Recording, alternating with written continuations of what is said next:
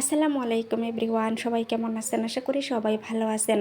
আজকে আমি নারিকেলের পুর ভরে দুর্দান্ত স্বাদের দুধ পুলি পিঠা বানাবো।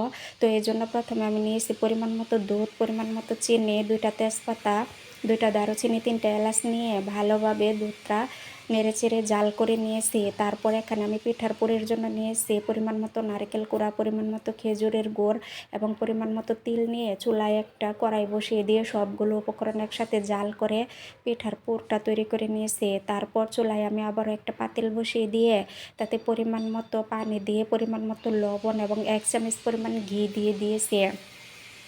এখানে আমি ঘি দিয়েছি পিঠাটা নরম থাকার জন্য। তারপর পানিটা যখন ভালোভাবে ফুটে উঠেছে, এখানে আমি বাজারের কিনা প্যাকেটের চালের গুঁড়া থেকে অল্প অল্প গুঁড়া দিয়ে নেড়েচেড়ে আমি পিঠার ডোটা তৈরি করে নিয়েছি।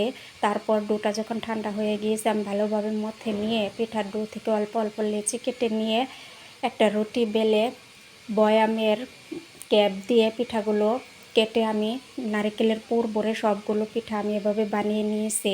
সবগুলো পিঠা যখন বানানো হয়ে গিয়েছে, তখন আমি আগে থেকে জাল করা দুধে সবগুলো পিঠা দিয়ে ভালোভাবে সিদ্ধ করে নিয়েছি।